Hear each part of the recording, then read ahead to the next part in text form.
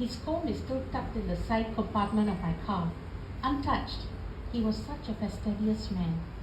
His hair was always neatly combed. He preferred collared t-shirts, pressed slacks, and never wore jeans.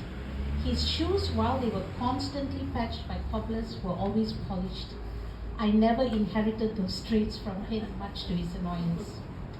Growing up, he kept telling me to dress properly, shaking his head every time I made a fashion faux pas. He constantly nagged me on my eating habits, yelling, "Do you want to inherit my diabetic medication, huh?" Conversations about the importance of fathers always revolves around sons. How boys benefit from having a positive male role model, a consistent disciplinarian, and a high-energy roughhousing partner on their way to pursuing career and family success in adulthood. But research do show fathers also affect the lives of their young adult daughters in intriguing and occasionally surprising ways. My father obviously never read that. You have to read it in his voice, so bear with me. Now, before that, the sayings were actually initially created for another character that I was doing when I was doing stand-up comedy. His name was Al-Fayed, and he's Mid-Eastern, as you can see. And he used to say things like, "I am not right, I am righteous. You are not right, you are wrong." That's Al-Fayed. So I fashioned the sayings to suit Guruji. Now, the first saying of Guruji in this book, in Guruji's voice, is, it's called The Life Unlived.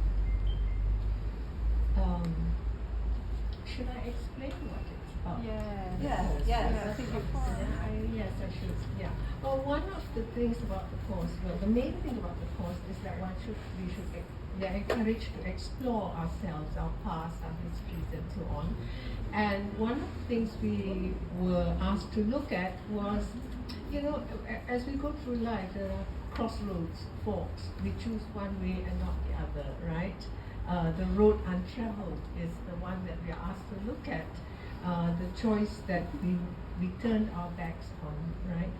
Now, it so happened that when we were asked to do this, Sharon asked us to do this, it struck a chord with me because in 2002, I had written a series of poems, including some haikus, and one of them touched on this theme of the road untraveled, right? Yes. She wanted that, but her dad didn't buy for her. So this is what she did to get it. On the first day of school, Paro walked in proudly, dressed in her new prefect's uniform. She held on to her sleeveless vest, worn over her long-sleeved white blouse, which was only worn by the assistants to school management. That's prefecta. She held her chin up as she walked into the assembly area in her school, which housed the school's badminton courts. She was tasked with ensuring the Standard 3 students lined up according to their respective classes. Paro breathed in the air of confidence as she walked up and down the lines of students, checking to ensure everybody stood in alignment, in pairs, and that nobody was busy chatting. Go to Mommy's house for the weekend. "I'll be back, Papa. Love you." The front door clicks shut behind me. I've never liked going back and forth between my parents. It's a hassle, and there's no point in going. The Uber driver is right on time. In the car, I glance at the clock. 11:11 a.m. I wish for this weekly thing to stop. When I was a child, Mommy used to say that if I make a wish at 11:11, my wish would get granted quickly. I've never wished for anything before because I know she's just talking nonsense, like how, Santa Claus exists. But it doesn't hurt to try, I guess. I close my eyes and let my mind drift off to the music from the car radio. "We here already, boy?" The Uber driver's voice waked me up from my nap. I let out a deep breath. Wow, the smell of kway teow. "So proud of you for getting A+ for your history subject last semester.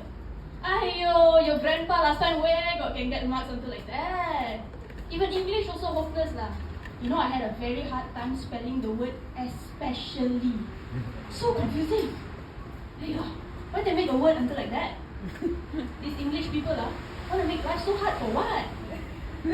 But You are very smart, just like your mother. She sent me a photo the other day of your essay of the Blue Legend.